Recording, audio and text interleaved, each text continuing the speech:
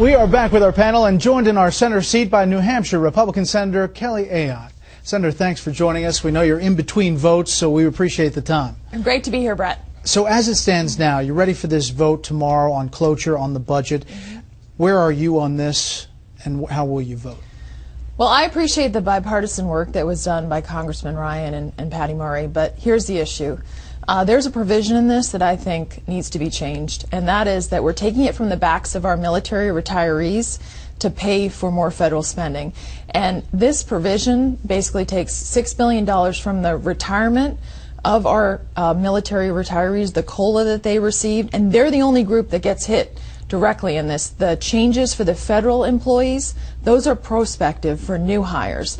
And so I think that you think about it, a man or woman right now serving in Afghanistan, probably on their third tour, could be more tour than that. They may have served in Iraq as well, 19 years in. And the message we're sending them right now is that you, of all people in this agreement, will be singled out and that you will receive less. I think that's wrong. I've introduced an amendment for another pay-for that I think is much more responsible. So we'll save the same amount of money, but we don't have to take it from our military. Senator McCain has said that he thinks that Senator Levin has assured him that this issue will be taken up in next year's authorization bill, and it doesn't kick in until 2015. So that's good enough for him. He thinks if you have to deal with it now, that it starts to unravel everything else. That's not good enough for you. It's not good enough for me because, truthfully, in Washington, we'll review it. Where does that get you? What does that say to the military retirees? I don't think it solves it for them.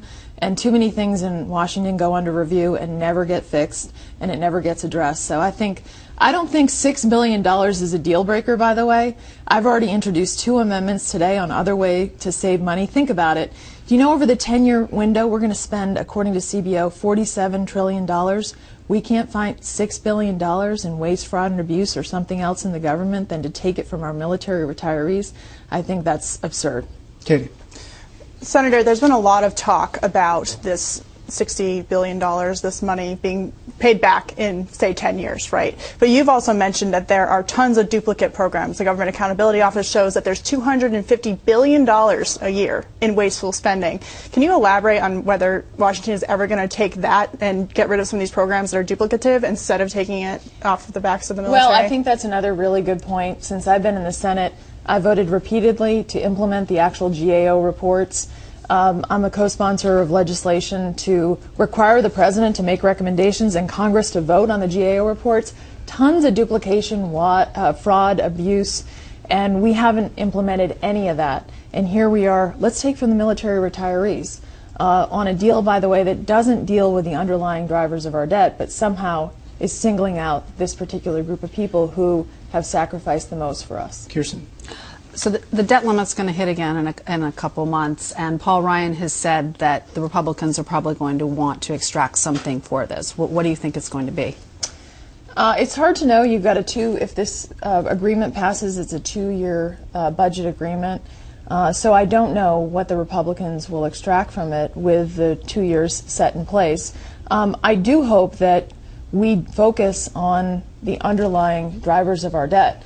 Really looking at reforming programs that are going bankrupt, making sure that we can set our country on a stronger fiscal path.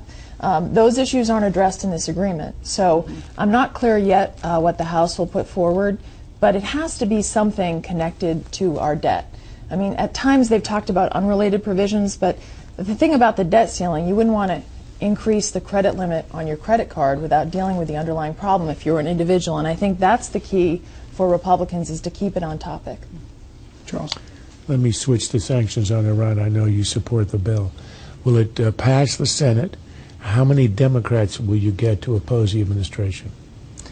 Well, I think that basically what we're going to see now is there's a lot of concern about this so-called interim agreement with Iran. They don't have to dismantle any centrifuges. The plutonium reactor is not dismantled. There's so many concerns. We will see